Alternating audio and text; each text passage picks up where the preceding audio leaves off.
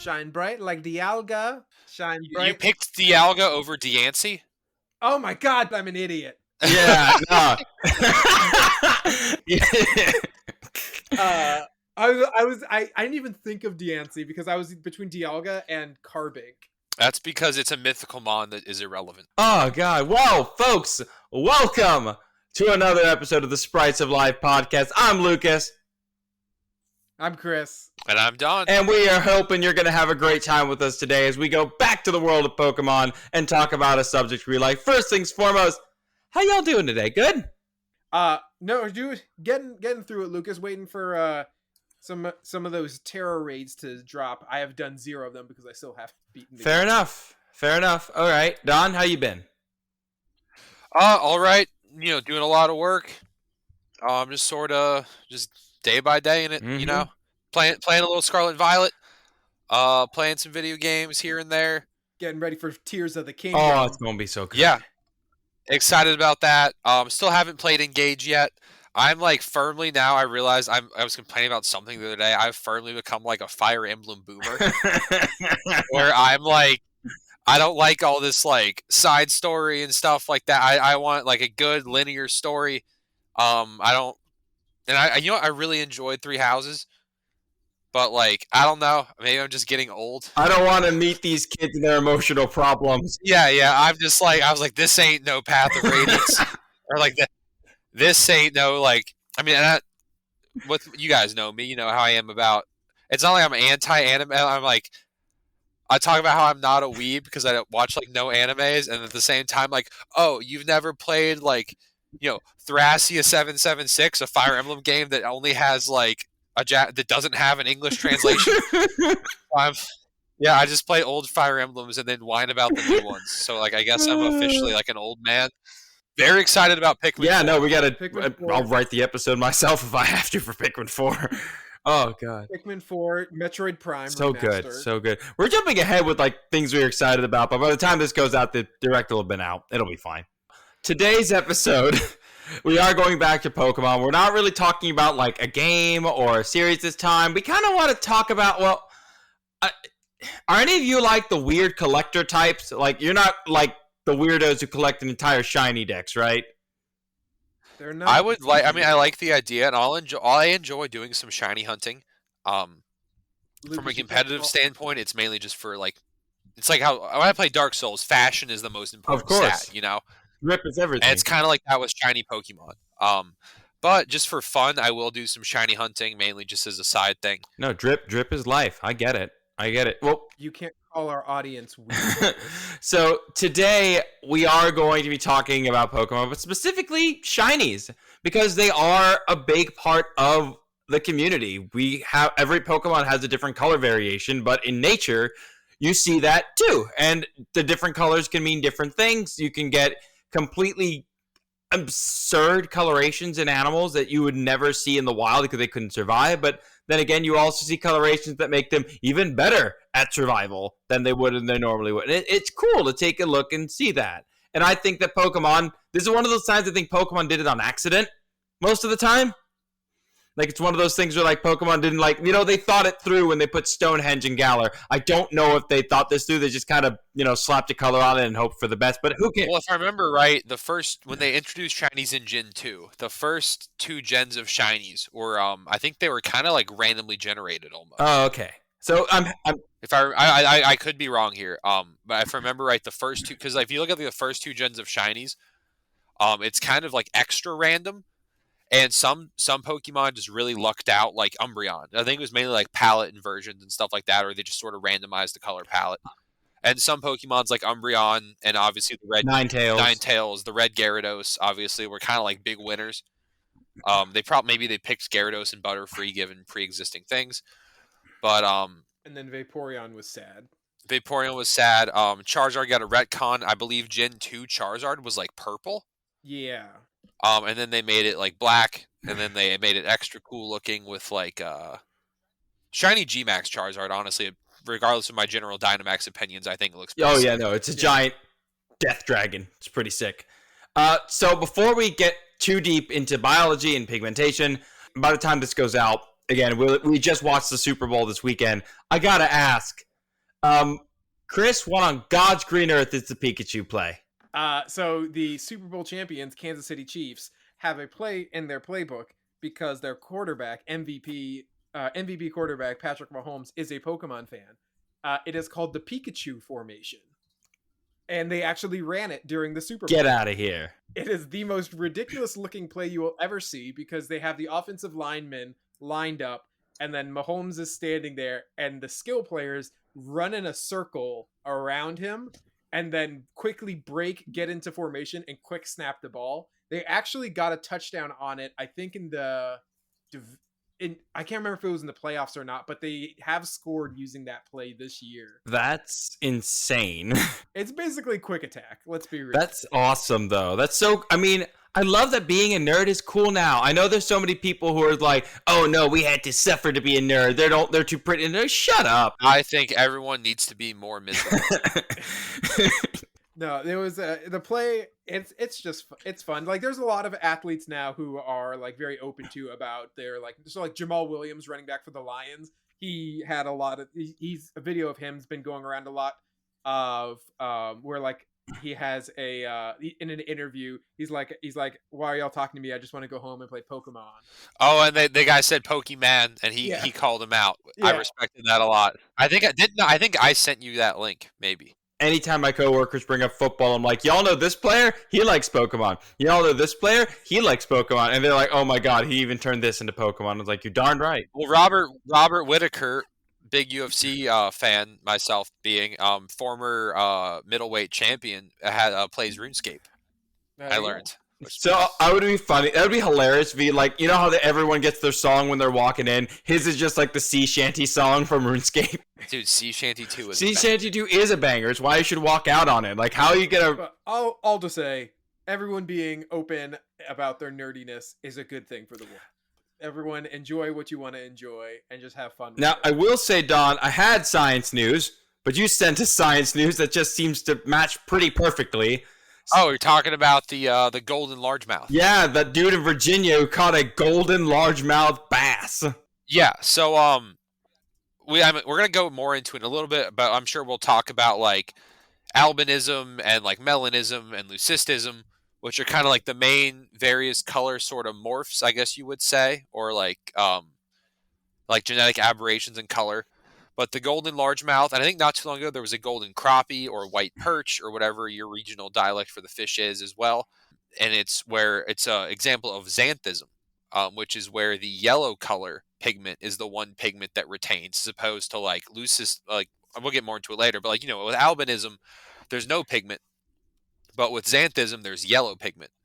And it results in a fish that kind of looks golden.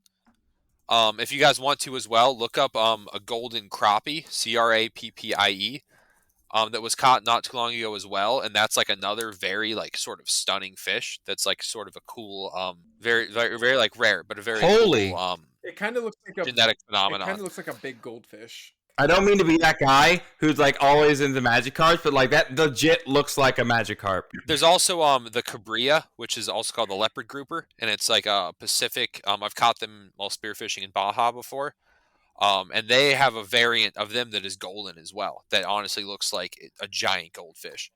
But it's really impressive that honestly any of those fish make it to adulthood, especially like the bass and the crappie. I believe the Cabria shift to gold later in life. Because when they're small, especially like being that golden yellow color, like they're not the best at hiding from predators. No, they're really not. And we'll definitely get into more of that in just a second. We'll go more into that as well. Yeah, but it's definitely a very rare color morph. And that kind of just boils into our talking point. You are going to get a lot of variations and mutation in color because of just how many organisms there are, how many genes they're processing. You're going to get mutations down the line. And color is one of the most important things a living being can have. It's a result of millions, if not billions of years of evolution. And those colors are going to be generated by pigments, which really broad term for any substance that an organism produces that has color. Melanin is the most common amongst mammals, at least, that provides the darkening of color. Yes. More colors are used for all kinds of things. I don't want to focus on how color is made, more so on what the importance of the color is. Like, there's definitely someone who can go out there and tell you the chemical processes and refraction of light. That's not me. I'm not that guy. I'm the guy. I'm the macro guy. I'm the micro guy. I like seeing how that effect takes place. So, like for example, I think it's so cool to talk about how animal colors can help them do everything from hide from animals to attract animals to them, and sometimes do both at the same time.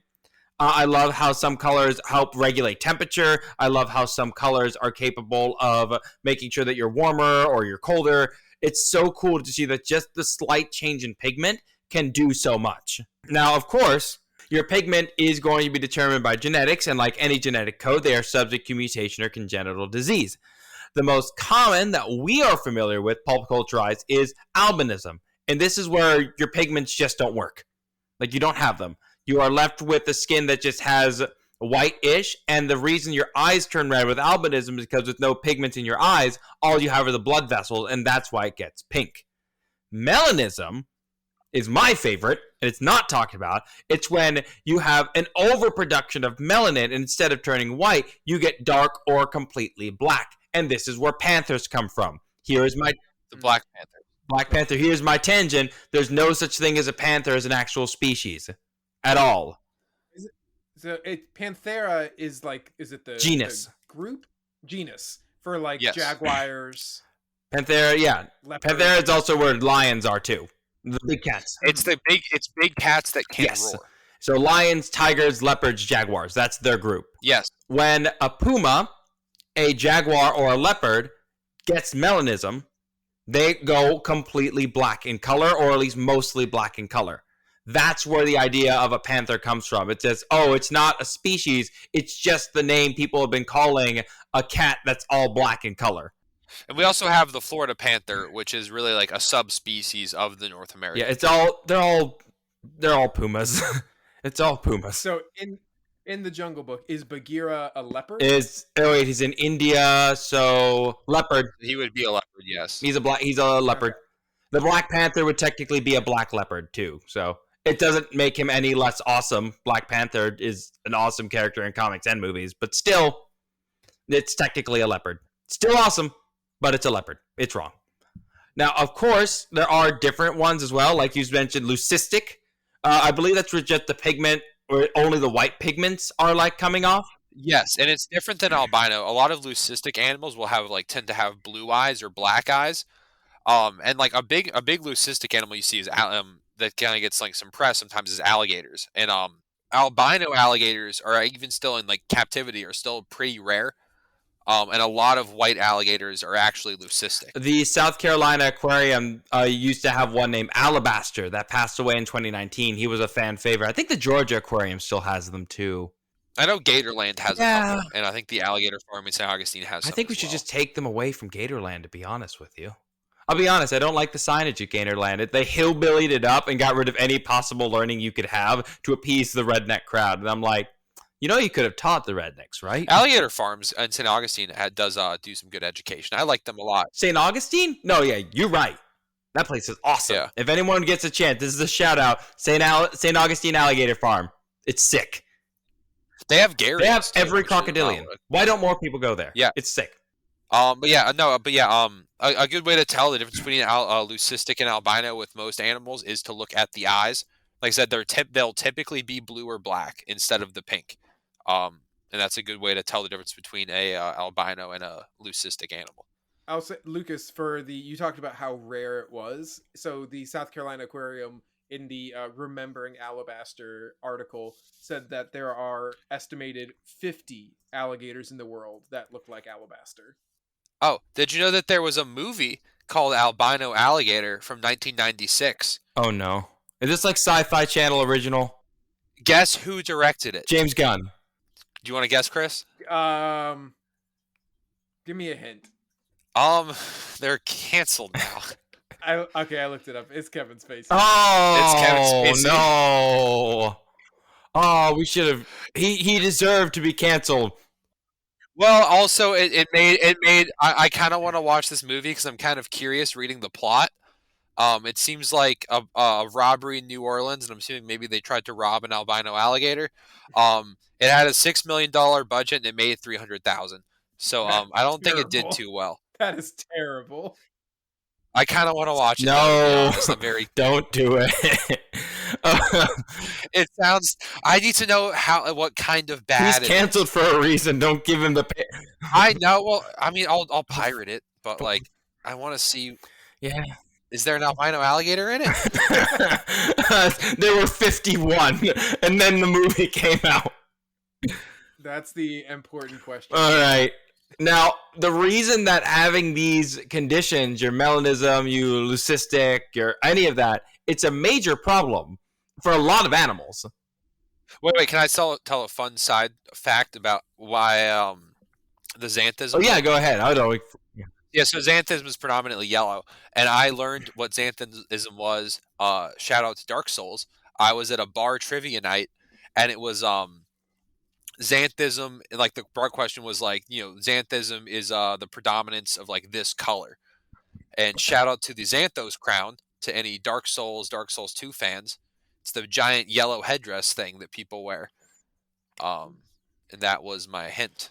See, you can learn from. We just proved you can learn from video games. Sweet. We'll add Dark Souls to the long list of games we're going to talk about. Now, of course, the melanism thing is awesome because, like, if you're a jaguar or panther hunting at night, this is great. You blend into the shadows. Good job. But in many cases, you will find that having these colorations, it's very hard to survive. Like, multiple bird studies have birds using coloration as an indicator of health. Like, there's some bird that like, oh, this one is really red, so he must have good genes. Let's go and reproduce with him. If it's all white, they're going to want to leave you alone. In fact, in human behavior, we've done this. Humans used to think one of two things of people with albinism. They were demons that needed to be killed or gods that needed to be worshipped at all times. Both things not great for a society and definitely not good for someone's ego, one way or the other. Second one might be pretty great if you were. Yeah, but that's not good psychologically. That's not a healthy way to live when people treat you like a god. You need boundaries. You need to be criticized at some point. I welcome anyone that wants to treat me like a god. I will say that the one very common like genetic issue that people really love are white tigers. Yeah. And you don't see them in the wild because being a white tiger stinks. Tigers are not living in the snow most of the time. They're going to be living in the brush. They're living in a lot of browns and greens. And orange is a really great color for blending in with the shadows. It's closer to red, and red is one of the first colors to disappear. Also, if you look at the visual spectrum that a lot of cervids, so deer see in, I think it's their cone. Yeah, cones are the color sensitive ones. Deer do not really see the color orange as well. They're sort of like colorblind in like sort of a way, where orange looks more like a sort of a muted brown, and it kind of matches the color of the grass. That's why you can wear like bright orange colors while deer hunting for safety, but also not give your position away to the deer. And tigers being orange, like if you look at a tiger through because I think deer see primarily it's like a green and blue. I think they're missing one of the third cone that humans have. And a tiger sort of really, really blends in with the grass if you look at it through like a deer vision. Oh, I didn't even know that. Dang. Yeah, look, Google it real quick, honestly, if you want. Terrifying. All right. Terrifying. I will say that one of the reasons people go nuts over seeing these animals is because the likelihood of their survival, as we were stating with the fish, really hard. Because if you stand out, you're food. If you look any different, a predator can pick you up in a lineup and eat you. But there are some animals that they've been able to get away with it and survive. With alligators, honestly, with any of the animals I'm about to name, they have really decent parents. And so the parents watched out for them instead of abandoning them. So in the case of alligators, their parents will watch them until they're about 2 years old and they're big enough to try and survive on their own. With the albino humpback they found, it was able to swim in its group and it's able to survive. Giraffe, they found an albino giraffe and put a tracker on it to make sure that no one was hunting it in 2020. It's still very much alive, and it's only able to survive because it had parental care. But most animals do not survive when they are different colored. They just don't. That's why wild type fish especially are so incredibly rare, because there's not a lot, excluding some species, parental care is pretty rare in fish. And fish start out very, very small, and being yellow when you need to be brown is definitely a huge detriment. There's a reason why fishing lures are brightly Yeah, colored. it's not great. It's important for people to see that with these animals. So if you ever get a chance to see an animal where that pigment doesn't look right, you snap a picture because chances are it might not make it to the next day. It's amazingly. Oh, I linked a picture of because a lot of cervids are sort of red-green colorblind.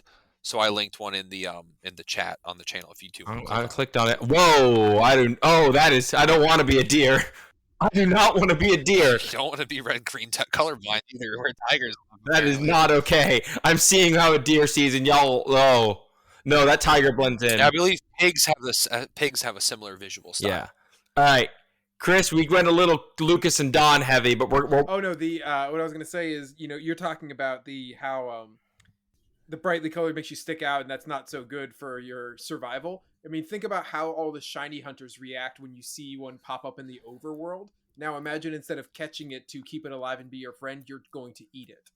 Like, everyone freaks out when that shiny like Skuntank shows up and just instantly runs over. That's what's happening in the wild. Yeah, and I think that's honestly a pretty good segue because with shiny hunting, like that took off. I don't know, was it Gen 3 or Gen 2 where it really took off? I think Gen 2 is still like too new. And then I feel like it was pretty new in Gen 2. Gen 3 probably picked off a little bit more. I would imagine. I didn't really. I remember I got my first non-red Gyarados shiny ever. It was in Gen 2 or Gen 3, and it was a shiny Slugma. My sister also found a shiny Slugma, and we were convinced that pink Slugma. We didn't know about shinies. We just thought pink Slugma was like a rarer kind of Slugma because we'd both found. I got a shiny Zubat in Gen 5, and that was my first shiny. I caught a shiny Spearow in Pokemon Go today, and I never find overworld shinies, so I was excited.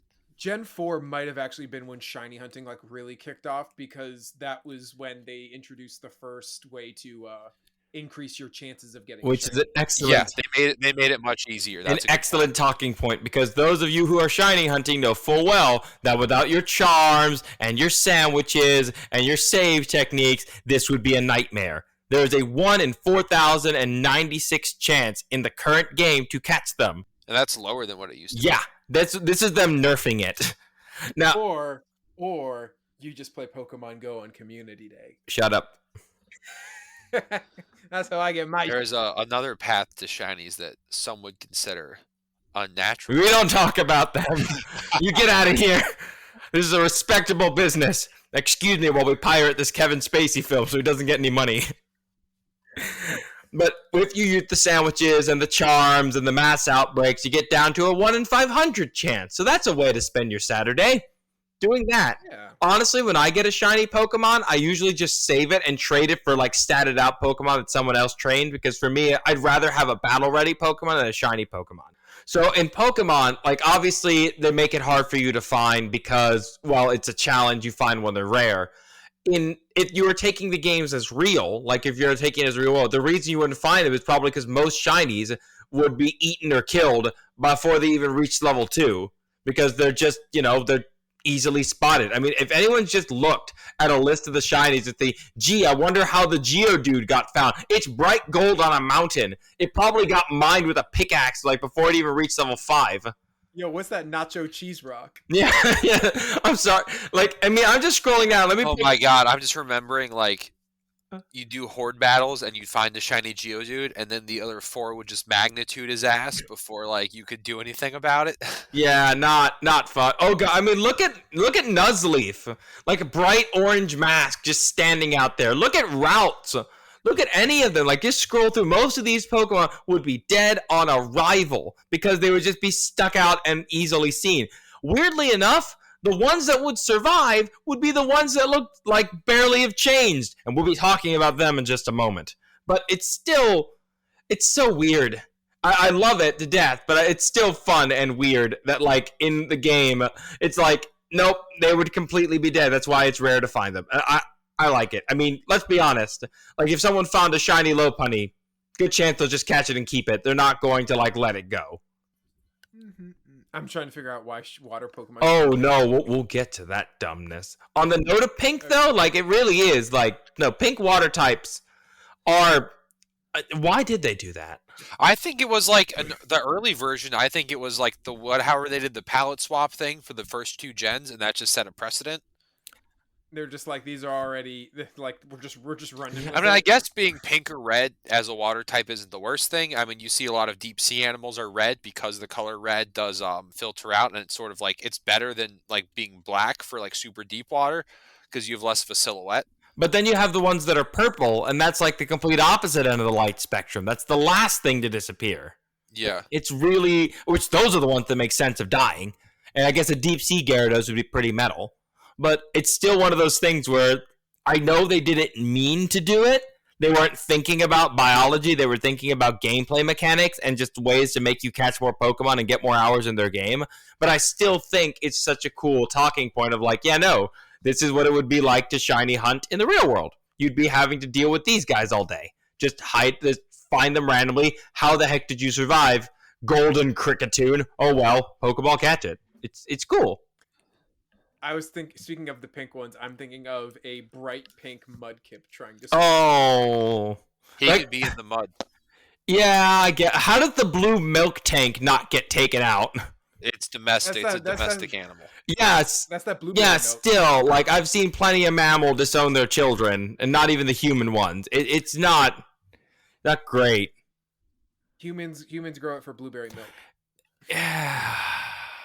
You know, there are enough Americans that think brown cows make chocolate milk. It's fine. Have you ever seen a brown cow and a chocolate milk in the same place, Lucas? Shut up.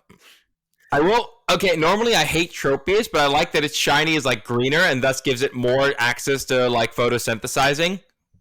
Like that's actually pretty interesting if we looked at all the grass types to see like which ones would be able to better photosynthesize.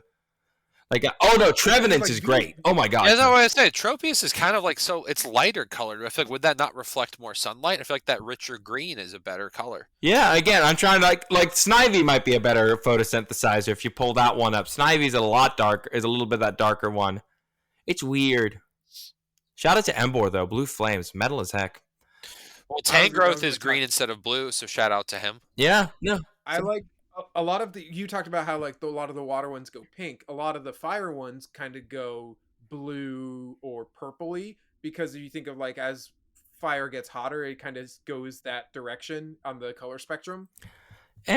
Maybe. I'm trying to look at some of the other ones. I like how Diggersby. No one likes Diggersby, but I like that it goes into a snow bunny. Diggersby, I like shiny Diggersby. Diggersby. Oh god. All right. So we've talked about a few that we like.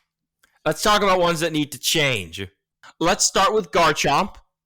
It deserves better. The one that would survive. The one that would survive, no matter what. It's like, I honestly, like, if you pull up what Gibble looks like if they had just stuck with that, it might have been okay. If you had just stuck with keeping it like, okay, it goes blue, dark blue, and then what possessed you people to just keep it the same color? Except, oh no, sorry, its belly is no longer orange, it's yellow orange. It's too subtle. Like if you're gonna make a shiny Garchomp, the Pokemon that's been in the meta for longer than any other Pokemon that's been in the meta except maybe Venusaur. Yo, okay, that's not even true. Well, I guess Gengar fell off hard after they took away Levitate. Venusaur was sort of nowhere for a long time. Like what Pokemon has continuously been like just year after year after year shows up at tournaments? Garchomp is one of the few. That's all I'm saying. Yeah, it's one of the few. I'll say Gyarados has had a mighty fine run as well. Incineroar, yeah, but it only existed in 2017. Yeah, I mean that's what I'm saying. Like Garchomp has just had a good long run at being awesome. Elements has had longer than Garchomp. Yeah. Tyranitar. Okay. Lucas is wrong. I'll admit. No, you're right. I would say though, for most consistently competitively relevant, maybe Tyranitar, because Tyranitar is bad in gens where Landorus is legal. Yeah, that's also when Garchomp falls off. True enough. But I would say if I could change the coloration, I would actually give it a shiny alteration that made it look more like Sharpedo. Give it Sharpedo colorations, because I think that having that connection of oh no, it's a recessive gene that gives it the coloration of a closer ancestor. I think that would be a cool little, nudge nudge. Hey, it's a giant land shark. Go I'm nuts. scrolling to see what Sharpedo. That's Oh, so shiny much Sharpedo. better. Yeah, that kind of that purple. Not bad. Yeah, I think that'd be. That's so much better than me wanting to make Garchomp neon green because it's cool. Why would you do that? Why? Because it's Who cool. raised you this way?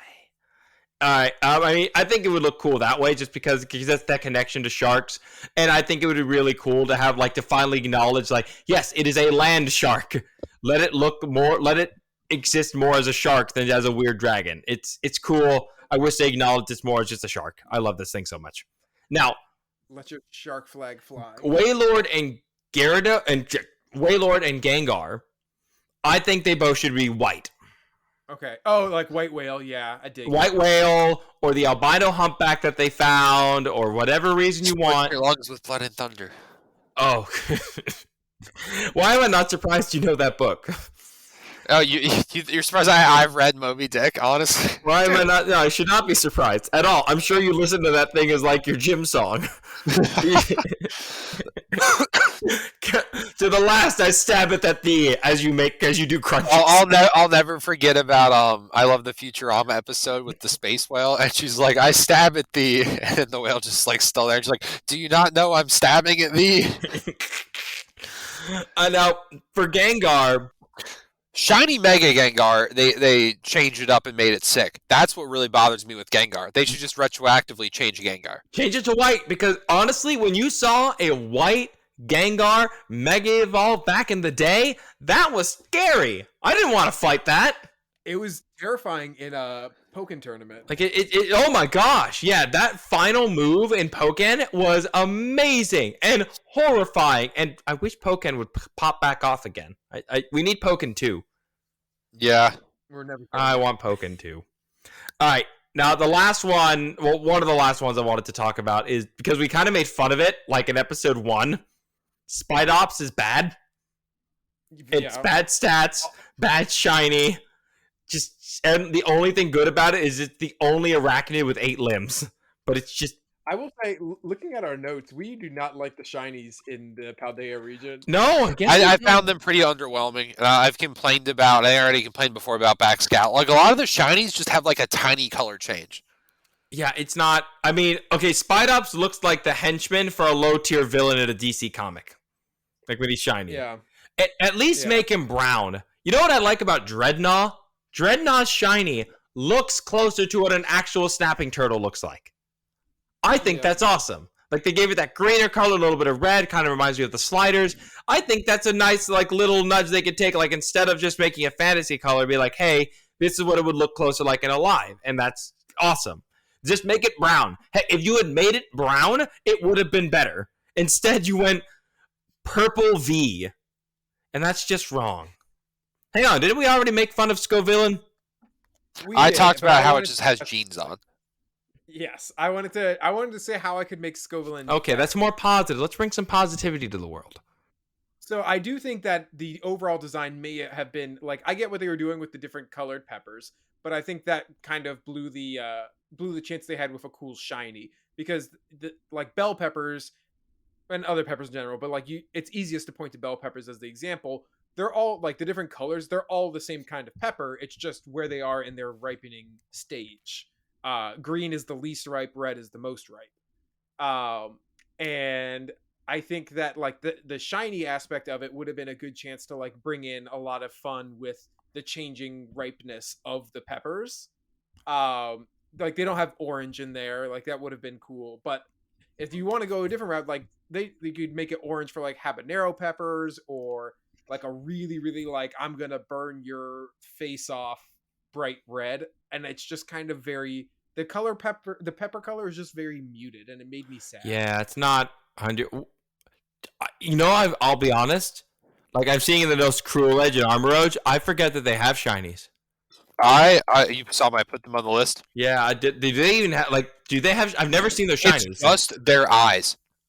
Is it really? It is.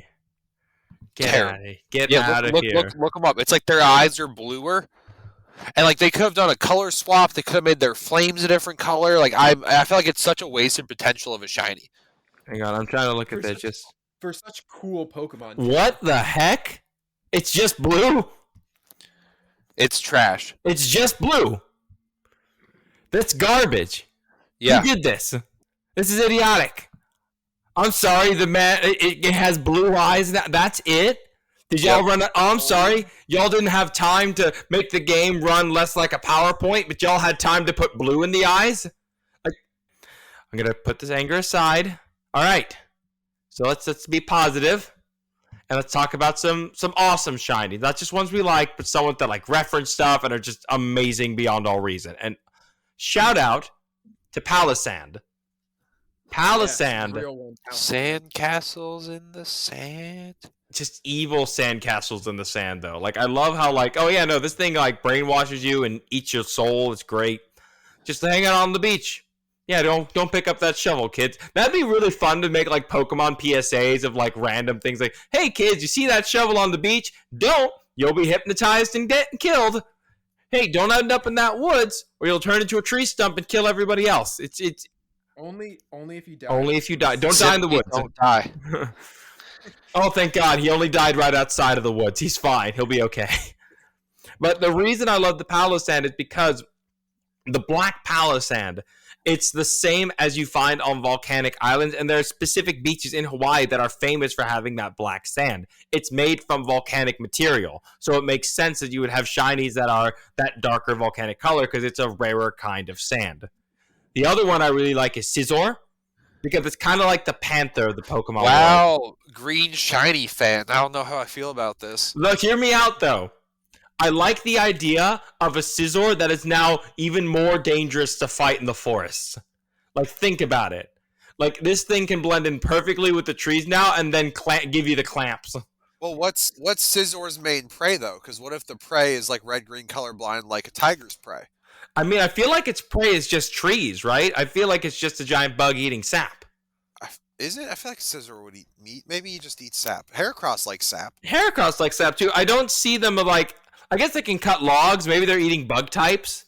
But, like, at the same time, like, I don't know if the bug types would really see them that well. That'd be interesting to discuss Pokemon eyes at some point. But I think that's something cool, like... Scizor... Yeah, go ahead, Chris. Oh, Scizor and Shiny Scizor standing side by side is an actual visual representation of that photo Don sent. Oh. Yeah, you're right. So what a deer sees, what a human sees. I think it's cool because like melanism for leopards and jaguars to get a panther, with Scizor it would just be living in the forest. And imagine that thing just like you see it and it just disappears in the foliage and you don't have a fire type to help you. Good luck. Uh-oh. Yeah, you're done. Now Cloyitzer is underloved and should be given better stats because it has a gun. Right now, honestly, it's like the only water type that has a water move that can actually be accurate and hit hard, since they took away Scald. Yeah, it's got Water Pulse that's boosted by Mega Launcher Water Pulse is like it. Like that's all you got. Good luck, y'all. Yep. I mean, you have what was it? You have Chilling Water, but that's not strong. It's like base 50. Yeah, it's cute. It's nice if you have Technician, but otherwise no. Chilling Water Iron Bundle, in my opinion, like it and Hydro Pump, you basically should just think about them being 2-hit KOs. It's not because Hydro Pump you'll miss the first one and then you'll KO, or you'll just click Chilling Water twice.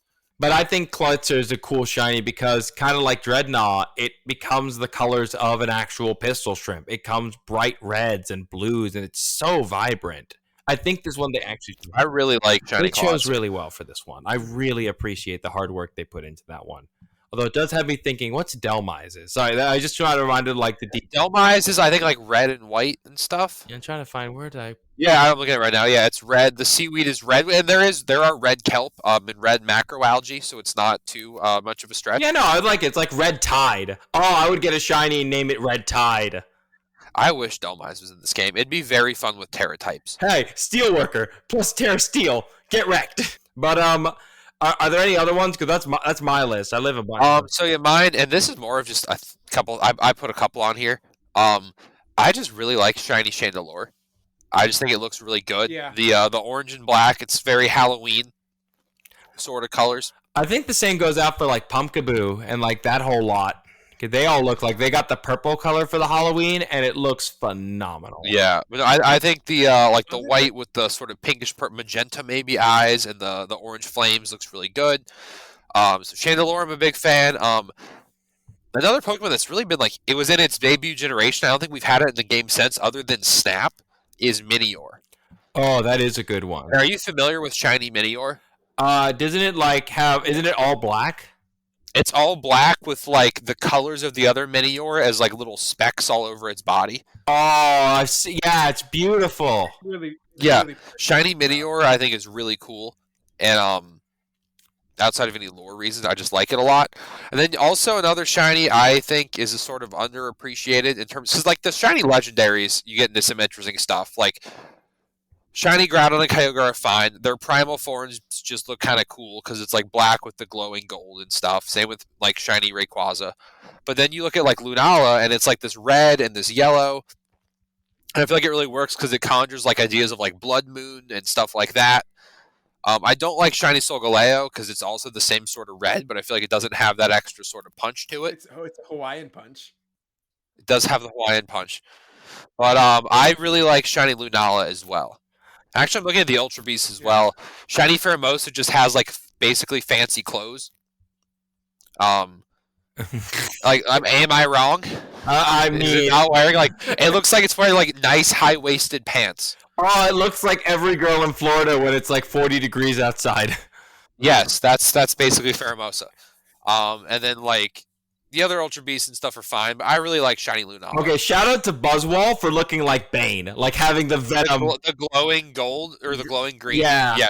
Oh, other shiny, half complaint, half compliment. The shiny paradoxes. I like some of the past paradoxes, and I like what they did with the future paradoxes. And like, yes, everything is chrome in the future, but like I would have liked some more variant than every single shiny future paradox just being chrome. Yeah, I mean anything else. Oh, Stack Attacka being made entirely of gold. That's Big Stack Attack fan. I was gonna shout out Naganadel. Oh. Yeah, the B color. The like, yeah, the yellow jacket. Yeah, I like color. Naganadel. Yeah, no, I think a lot of the Ultra Beasts have very good shinies. And then the is it the White Star for Guzzlord? Yeah. Like white Guzzlord's pretty slick too. I think I want to shout out what I think is the best shiny overall line in the entire game. Okay, we're gonna have probably angry messages, and I will probably disagree with you. But let's hear it. Galar Zigzagoon line. I like that a lot because it's Porygon colors. I like it because one, the bright pink and the bright blue just work, but it's also great because it ties in with the inspiration for Glamrock. Yes. And I think it works with its inspiration. It looks really cool, and it's like eye popping and eye catching. I think like as an overall package, I think that's one of the best ones in the entire series. Yeah, see, I was gonna argue and put out like in the same generation Grimmsnarls, but like, yeah, but I hate Grimmsnarl. yeah. Noted. Added him to Quilladin as Pokemon he hates. Oh, you know, I hate Grimmsnarl because it's annoying. I don't hate it because it's ugly, but it's also ugly. Okay. Shout out to the person who made the shinies for the fossils in Galar because they clearly hated them as much as I do. Oh, also, speaking of Galar, I think shiny Cursor looks really cool. Oh yeah, definitely. So good. I mean, like no, like legit. Look at the shinies for like the mutant fossil freaks. I don't hate shiny Dracozolt. I think the black and white grayscale looks good on it. Yeah, I don't like those Pokemon to begin with because they're freaks. Yeah. So and like they ruined like 4 Pokemon that could have been turned into like future fossil types. So I'm angry. Like they wasted a Raptor, Stegosaurus, Dunkleosteus, and a Plesiosaur for this. I was honestly half expecting we'd get their like fixed versions in this game. Yeah, that would be like no, the Spanish figured it out. It doesn't suck. But, oh man, like have you seen like slight spoilers? Have y'all seen like the Basculegion female shinies? Yeah, I'm looking at them right now. It's beautiful. I'm excited for Basculegion. I hope Series 3 for VGC is Pokemon Home. I really think do. That'd be really fun. Okay, we are starting to run low on time, so quick, any last shiny things before we wrap up? No, I think we got a good list of the. Yeah, I think and honestly, I hope y'all like it when we ramble because we're having fun doing it too. But I think it's so cool that we have so many different opinions on these Pokemon because we have now like it's like double the love Because you can find Pokemon you wouldn't really like and then see them shinied up and like, oh, Black Charizard, would you look at that? It got even better. Or like a Pokemon you love gets shinied and you're like, oh no, I appreciate my normal one even more. Like, I think it's so cool that people decided instead of fighting in the game, I'm just going to collect them and I'm going to have a great time. And personally, there's something so, I don't know, like, what's the word? Kind of awe-inspiring when some dude shows up with like an entire shiny team. Like, granted, nowadays you can just alter the stats with candies and boosters and stuff like that, but there's still something a little special about someone who's like, no, I'm just going to bring all shinies, because just like in Dark Souls, fashion is the only stat that matters. Yep. And just wait till they get clothes. Oh god, you know Pokemon would be making so much money if you could put actual hats on your anything. Like, I would love to get my Garganackle like a little top hat. Howdy do! Explosion. Boom. All right. So before we wrap up, like we always say, thank you so much for listening. We love getting the chance to do what we do. We love getting to talk science and talk about biology and the games we love. If you have people who are interested, who think you have a little fun, all our social stuff right on down below. Go on, check us out. We'll be glad to welcome you all aboard this crazy, weird podcast we help. Yes, please share the episodes. Leave us a review. Shout out to us on social media. Maybe share some of your favorite shinies if you want to. Oh yeah, no, please do. Like, just send us random pictures of shiny. Send them pictures of shinies you think we'll hate. We'll take those too. Engagement. Absolutely. Just literally, what's that meme of the guy with the big guy with the glasses with the door open and the door closed? Oh, like the bouncer meme thing? Yeah, the bouncer meme of like, are you let in? We just have that in our social media, and just he'd be like, hey, all right, post a shiny, see if you're getting in. I'll definitely do that. I'm gonna post that. I'm gonna do it. All right, thank you guys so much for listening. Have a wonderful rest of your day or night. We'll see you guys in the next episode. Bye, everybody. Thank you all.